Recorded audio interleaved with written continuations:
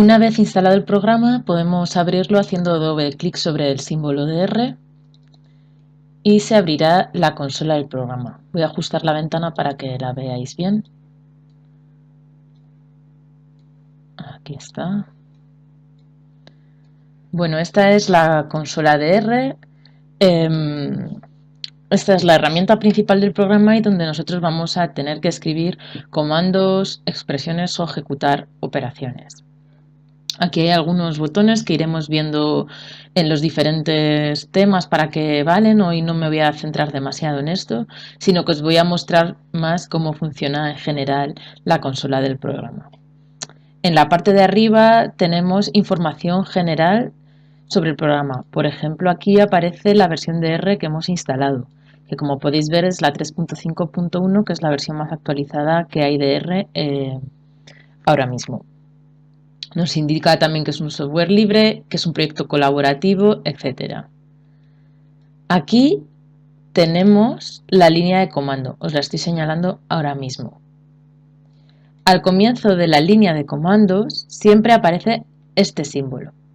Cuando vemos este símbolo disponible aquí, significa que el programa está esperando a que nosotros escribamos cualquier operación. Por ejemplo, yo podría escribir mi nombre y borrarlo a continuación. Es decir, este es un sitio donde escribimos. ¿Vale? Bueno, antes que nada voy a hacer el número de fuente un poquito más grande para que podamos verlo mejor. Entonces le damos a editar, preferencias de la interfaz gráfica y aquí voy a elegir un tamaño de fuente de 14. ¿De acuerdo? De manera que así veáis mejor lo que voy escribiendo. En cualquier caso, todos los códigos que voy a escribir a lo largo del día de hoy y en todos los videotutoriales que va a haber disponibles, todos esos códigos van a estar disponibles también en las carpetas de información del curso. De acuerdo, pues tenemos este símbolo aquí indicándonos que podemos comenzar a escribir cualquier operación. La operación más sencilla que podremos escribir es una suma, 2 más 3. Si le damos a intro, vemos que el programa nos devuelve el resultado, 5. Si delante de esta operación ponemos este símbolo, que es el símbolo de almohadilla, vemos que no ocurre nada. Esto es muy interesante porque cualquier operación que esté escrita detrás de este símbolo de almohadilla va a ser ignorada por el programa y esto nos va a permitir que nosotros podamos escribir mensajes en la consola de R y que no ocurra nada, ¿de acuerdo? Bueno, lo más sencillo que podemos hacer con R es utilizarlo como una calculadora para hacer operaciones matemáticas sencillas. Por ejemplo, podemos sumar, voy a poner tema 1, la consola de R, operaciones básicas y primeros comandos. Por ejemplo, sumar, ¿no? Como hemos dicho, 2 más 3, 5, 2 más 3 más 4 más 5 más 6 más 7, 27. Si en algún momento le damos a Enter antes de tiempo, por ejemplo 2 más 3 más, y antes de poner 4 le doy a Enter, siempre que haya dejado el más aquí atrás, podemos seguir añadiendo números. Vemos que ya no sale el símbolo de antes en la línea de comandos, sino que aparece un más, para que nosotros continuemos añadiendo la línea de código que nos falta. Para completarlo, pondríamos los números que nos quedan para completar la suma, le damos a Enter y obtenemos el mismo resultado que antes.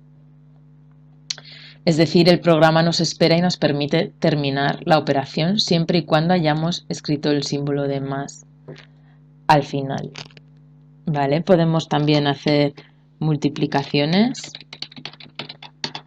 Las multiplicaciones se ejecutan con un asterisco, ¿de acuerdo? O podemos dividir. 2 entre 3. Las divisiones se ejecutan con la barra que hay situada encima del 7, ¿vale? La barra que tuerce hacia la derecha. 2 entre 4, 0,5. Podemos también hacer combinaciones de operaciones matemáticas. Por ejemplo, 2 más 3 por 6, pulsamos Enter, 20. Y también podemos utilizar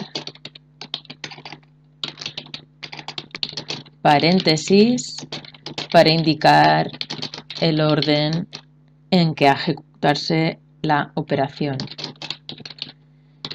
El orden en que ha de ejecutarse la operación. Por ejemplo, podemos escribir 2 más 3 entre paréntesis, ¿sí? Multiplicar el resultado de esta suma por 6 y el resultado sería 30. Lo mismo ocurre con las divisiones.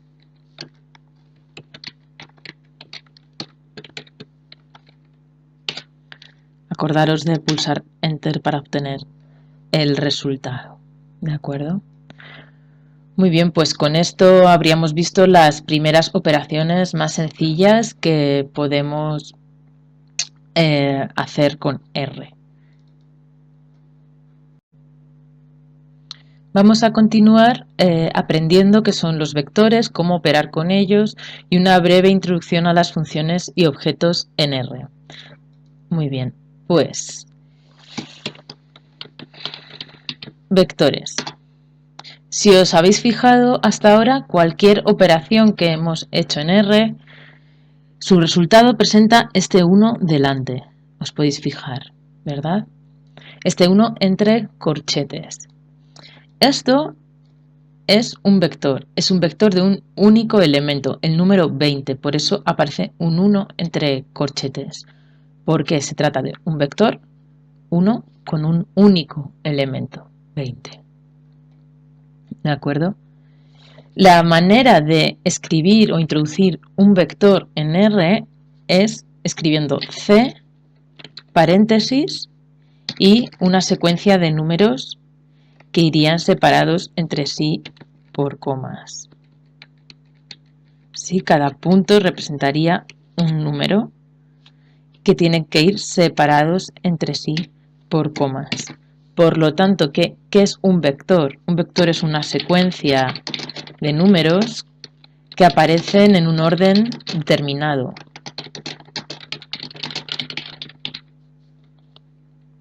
¿De acuerdo? Entonces, por ejemplo, un vector sería una secuencia del 1 al 5. ¿Veis? Aquí tenemos la secuencia de números del 0 al 5 en un vector. También podemos decirle a R que nos haga una secuencia del 1 al 50 sin necesidad de escribir todos los números que hay entre medias en este rango de números.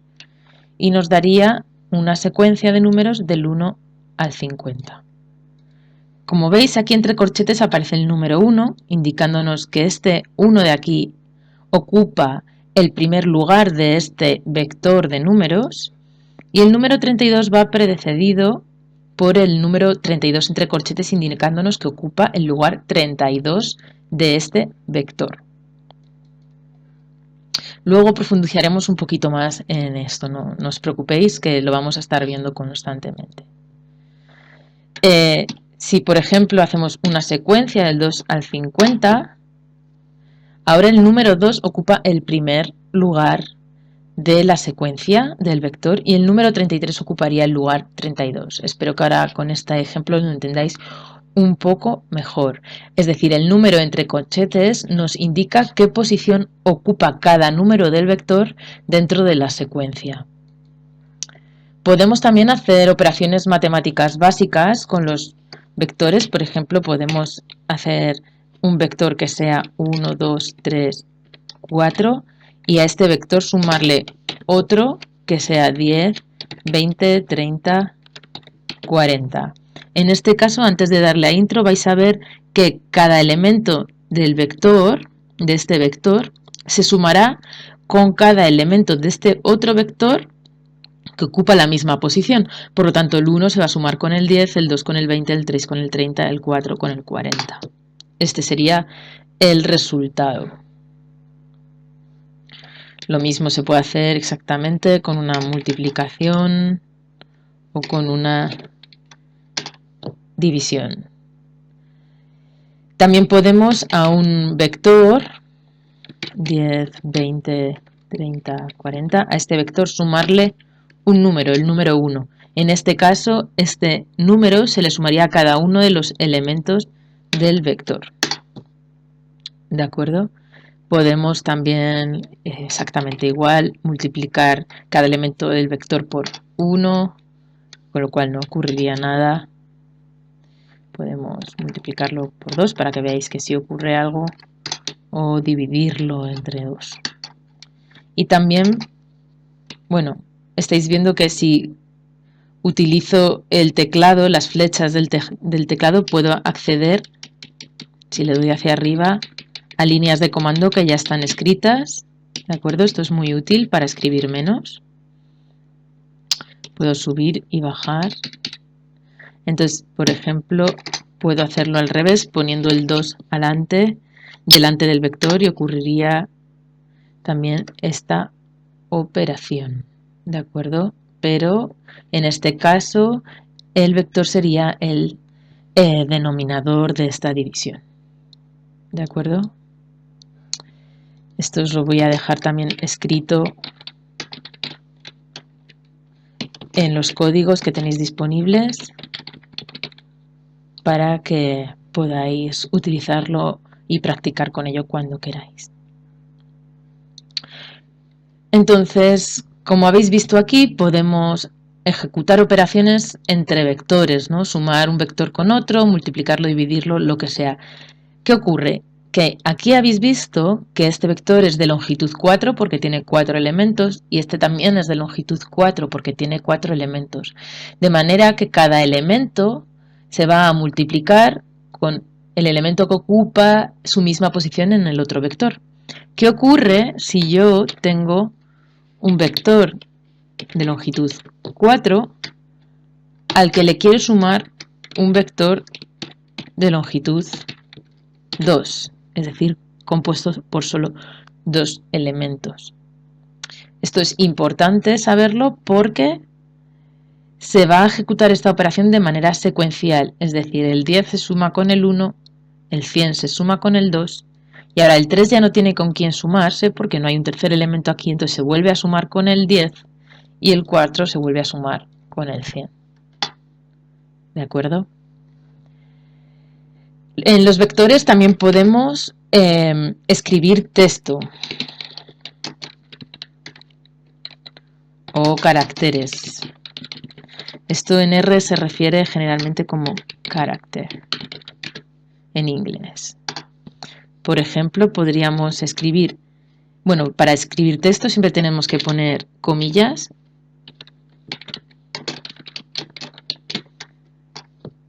Simplemente con escribir el texto entre comillas ya se nos genera un vector de longitud 1 porque solo tiene este elemento, que es esta línea de texto que veis aquí. Podemos hacer un vector de longitud 2, es decir, con 2 elementos. El primero que hemos escrito antes, me gusta R. Voy a aprender mucho, sería la segunda línea de texto, el segundo elemento de este vector. Y aquí lo tenéis. Primer elemento del vector me gusta R, segundo elemento del vector voy a aprender mucho. Esto es útil para hacer listas de fragmentos de texto. Por ejemplo, si estoy escribiendo un vector lleno de nombres de alumnos de una clase. ¿De acuerdo?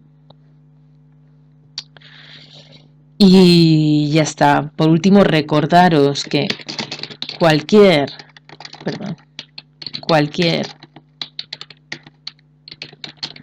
texto operación que tenga el símbolo de almohadilla delante, que es este, será ignorado por el programa. También será ignorado si lo ponemos detrás de una operación o en el medio.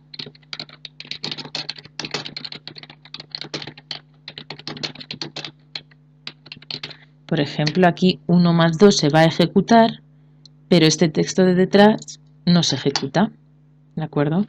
Y si la operación quedó a medias,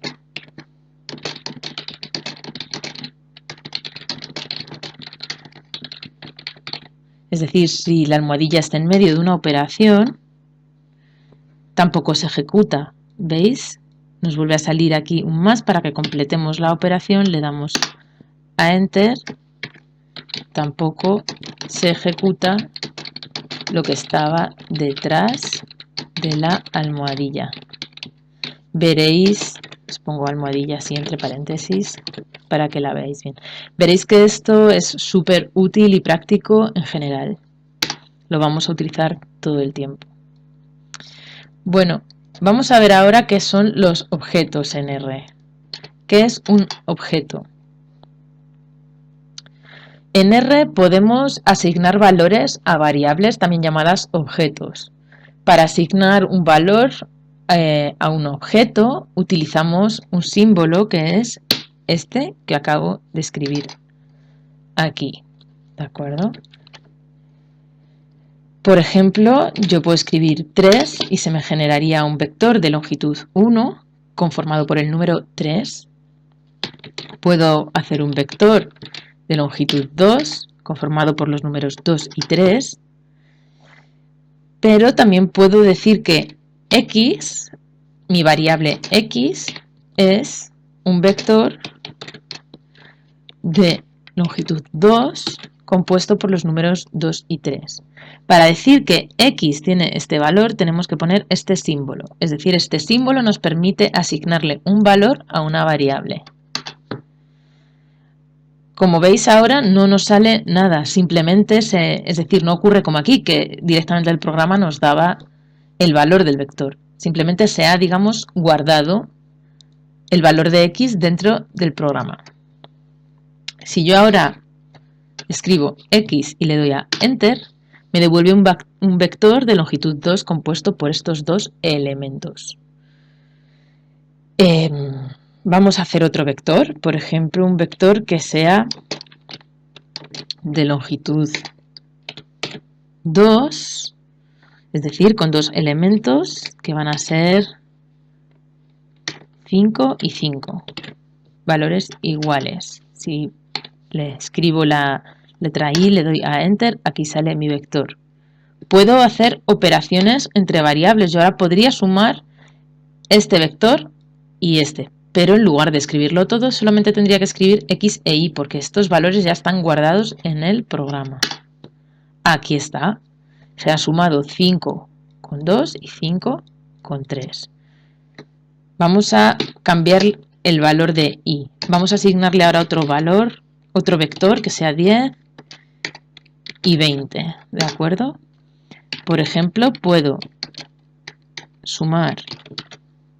hacer una suma de vectores como os he enseñado antes, o puedo sumar X e Y y me daría el mismo resultado, ¿de acuerdo?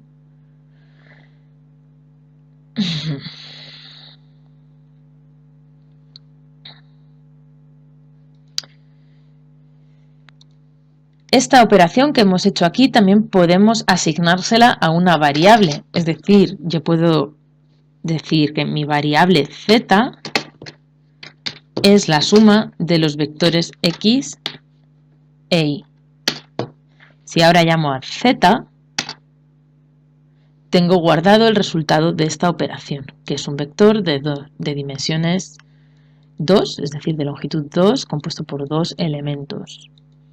Si ahora yo cambiara el valor de y en R, es decir, que y ya no valdría 10 y 20, sino que ahora valdría 100 y 200 y vuelvo a ejecutar z, veis que el valor de z no ha cambiado. ¿Por qué? Porque el valor de z, que es x más y, se asignó antes de que nosotros cambiáramos el valor de y.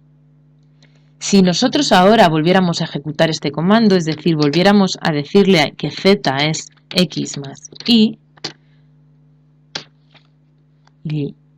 llamamos a z, el valor de z ha cambiado. ¿De acuerdo? Vamos ahora a generar un vector muy largo, con muchos elementos. Va a ser el vector b, va a ser el objeto b, que le voy a asignar un vector de longitud 10, 8, 9 y 10. ¿De acuerdo? Pulsamos B, vemos que aquí está nuestro vector con 10 elementos. Nosotros podemos seleccionar elementos dentro de este vector escribiendo el nombre de nuestra variable, de b, abriendo corchete y poniendo dentro de los corchetes el elemento dentro del vector al cual queremos llamar. Si queremos llamar al cuarto elemento, ponemos un 4 y el resultado es 4 porque el elemento en posición 4 es un 4. En la posición 6 es un 6. Vamos a generar otro vector, b. El objeto b ahora va a ser un vector que va a ser 10, 20, 30, 40 y 50. Es decir, un vector de 5 elementos de longitud 5. B, llamamos a B, comprobamos que es un vector de 5 elementos. Ahora quiero llamar al elemento que está en la segunda posición de este vector. Ya escribiríamos el nombre del objeto B y dentro de los corchetes ponemos un 2. El que está en segunda posición es el número 20. ¿De acuerdo? Podríamos también decirle, no quiero saber cuál es el segundo elemento, quiero saber qué números hay entre el segundo y el cuarto elemento del vector. Ponemos 2 puntos para indicar que quiero conocer el valor de los elementos que van entre el segundo y cuarto elemento del vector. Son 20, 30 y 40, el segundo, el tercero y el cuarto. Veremos ejemplos más complicados sobre vectores en el tema 3. De momento quería mostraros esto para que podamos ir avanzando en el curso. Por último, vamos a ver qué son las funciones.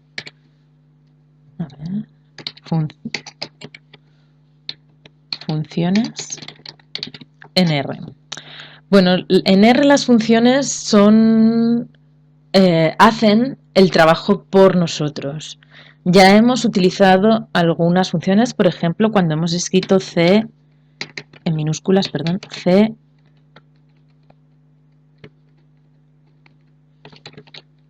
1, 2, 3 y hemos hecho un vector. Al escribir C paréntesis y un vector de números, ya le estamos indicando al programa que esto es un vector al escribir esta C, ¿de acuerdo?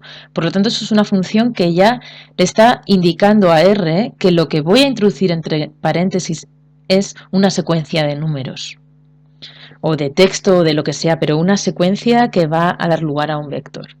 Vamos a ver ahora funciones útiles que están disponibles en R. Las funciones siempre van a tener esta forma. Escribo F para indicar el nombre de la función, es decir, siempre va a haber un nombre de una función, el que sea, F, llamémosle F, seguido de argumentos. Un argumento, el argumento 2, el argumento 3. ¿De acuerdo? Esta va a ser la forma que tienen las funciones en R. Por ejemplo, podemos decir podemos llamar a la fórmula del coseno y decir, bueno, dime cuál es el coseno de 2. y R nos devuelve el coseno de 2. Coseno, cos, sería el nombre de la función y este sería el primer argumento o el único argumento que en este caso necesita la función. Podemos hacer también el logaritmo de 1, el logaritmo de 2, ¿sí? También podemos hacer el logaritmo de 64 en base 2. Sería otra manera de ponerlo, sería lo mismo. Da igual escribir logaritmo en base 2 de 64 que escribir logaritmo de 64 en base 2. Como veis, esta sería la función, este sería el primer argumento y este sería el segundo argumento. Podemos también escribir esta función de la siguiente manera y decir que x es igual a 64, que es el número del cual queremos hacer el logaritmo, y que sea en base igual a 2, que es la base del logaritmo que queremos hacer. Podríamos poner base 4 también, ¿de acuerdo? Si no sabemos cómo utilizar una función, podemos escribir una interrogación y el nombre de la función. Veréis qué ocurre. Esto nos manda a Internet y automáticamente nos sale una descripción de la función de la cual hemos preguntado porque teníamos dudas, ¿de acuerdo? Nos llama a la ayuda de la función logaritmo, que está aquí. Aquí nos viene una descripción de esta función y aquí nos enseña a usarla. Viene un ejemplo, por ejemplo, logaritmo de x. X nos dice aquí, este sería el primer argumento. Argumentos, x, un número o un vector. Base, pues tiene que ser un número positivo, que sería la base del logaritmo que queremos calcular, ¿de acuerdo? Entonces, si alguna vez no sabemos cómo utilizar una función, escribimos interrogación, el nombre de la función, logaritmo, y esto nos abre una página en nuestro buscador con la información que hay disponible sobre esa función. Por ejemplo, podría ser el coseno y nos saldría aquí la información sobre el coseno. Vemos que existen otras funciones parecidas, ¿de acuerdo? Todas de trigonometría, ¿sí? Al final siempre vienen algunos ejemplos que suelen ser bastante útiles cuando no comprendemos del todo la información de la ayuda. Tenemos una descripción, detalles, los argumentos que forman parte de la función y referencias y al final del todo ejemplos. Vamos a quitar esto y a continuar. También tenemos una función interesante que es la raíz cuadrada. Por ejemplo, podemos calcular la raíz cuadrada de 4, la raíz cuadrada de 2 y también podemos hacer sumas. 17 sería el primer argumento de la suma, 2. Quiero que me sumes 17 y 2, 19. Sería exactamente igual que cuando hemos introducido una suma así, pero en este caso llamamos a la función, abrimos paréntesis y ponemos los argumentos de la suma dentro. Podríamos hacer una suma más larga, ¿de acuerdo? Pero bueno, siempre recordad que las funciones tienen esta forma. ¿Qué más? Bueno, se me ha olvidado deciros que podemos con este símbolo elevar al cubo cualquier número o al cuadrado. ¿Sí? 3 elevado al cuadrado, 3 elevado al cubo. Bueno, para finalizar el tema 1 vamos a descargar un paquete de R y vamos a aprender qué es un paquete de R. Un paquete es una colección de funciones que guardan relación entre sí y que han sido elaboradas por alguien, por un desarrollador. Contienen ficheros de ayuda, normalmente contienen archivos de datos que nos permiten probar las funciones y podemos descargarlas desde un repositorio público. R nos ofrece una variedad enorme de paquetes, algunos los vamos a estudiar durante el curso, por ejemplo el paquete ggplot2 lo vamos a trabajar durante el tema 6, pero bueno, hay muchos tipos de paquetes, tanto para elaboración de gráficos, análisis estadístico, modelización, análisis espacial. Es enorme la variedad que tenemos a nuestra disposición. Algunos paquetes ya están cargados en R, podemos consultarlos con esta función que nos dice qué paquetes están ya cargados en R. Estos paquetes vienen por defecto con el programa y una vez que instalamos R en nuestro ordenador se cargan estos paquetes que están aquí. También tenemos otra función interesante que nos dice qué paquetes están disponibles en nuestro ordenador aunque no estén cargados en nuestra sesión de R. Hay otra función muy similar a esta que es library. Abrimos y cerramos paréntesis sin escribir nada dentro y nos da la misma lista de paquetes que están disponibles en nuestro ordenador, solo que aparecen en una ventana adicional. La cerramos. Bueno, imaginemos que queremos instalar un programa, por ejemplo ggplot2. Escribo aquí el nombre para que lo veáis. ggplot2. Tendríamos que escribir esta función library ggplot2, cerramos paréntesis, enter, y nos da un error porque no tenemos este paquete disponible. Lo hemos intentado cargar, la función library es para cargar los paquetes, pero no tenemos este paquete descargado en nuestro ordenador, instalado. Entonces, ¿cómo instalamos un paquete desde un repositorio? Tendríamos que escribir esta función install packages entre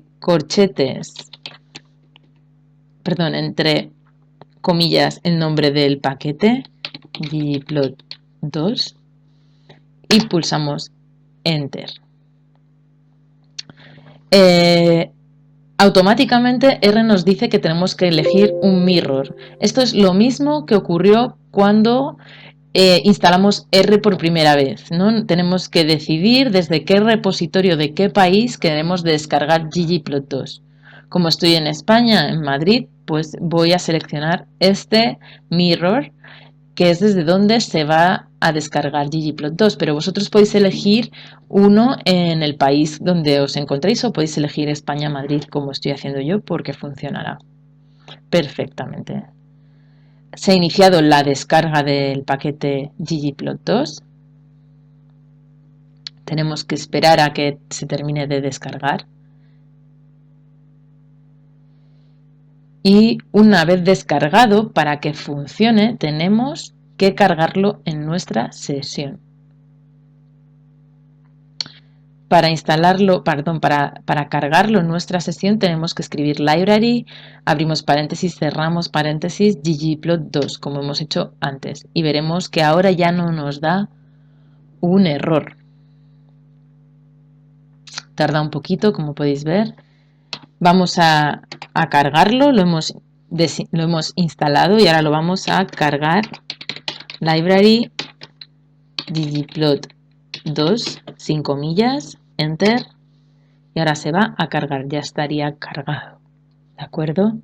Si ahora queremos eliminar este paquete de nuestra lista, tendríamos que escribir la siguiente función, remove packages, abrimos paréntesis, comillas, ggplot2. Pero antes de hacer esto, vamos a comprobar que efectivamente ggplot2 está primero disponible. Con esta función le preguntamos ¿está disponible? Y lo buscamos aquí en la G. Aquí está, ggplot2, ¿de acuerdo? O sea que este programa ahora está disponible, perdón, este paquete ahora está disponible, sin embargo antes no lo estaba. Vamos a ver si está cargado, le vamos a preguntar qué paquetes están cargados y vemos que sí, que aparece cargado ahora, por defecto no lo estaría. Y si queremos eliminarlo, remove packages, comillas, ggplot2, comillas, paréntesis, lo acabamos de eliminar.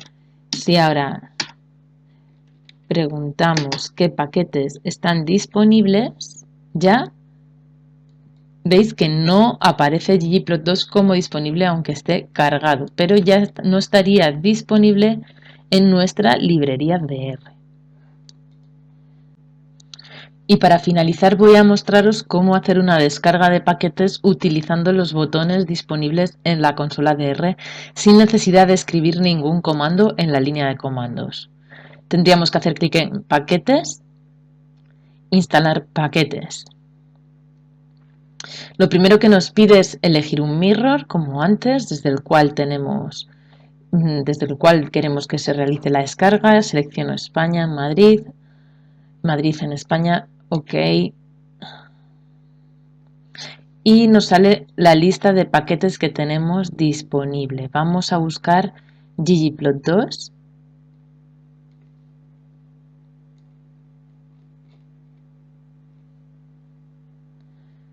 Buscamos en la lista el paquete que nos interesa, en este caso ggplot2. Por aquí lo he visto, creo. Aquí. OK. Y automáticamente se inicia la descarga. Tendríamos el paquete ggplot2 ya descargado en nuestro ordenador, instalado. Ahora hay que cargarlo en nuestra sesión de R. Cargar paquete.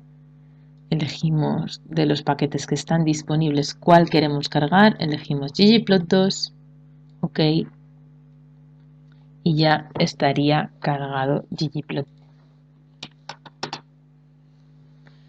Si hacemos interrogación ggplot2, nos aparece en nuestro buscador la página de el paquete ggplot2.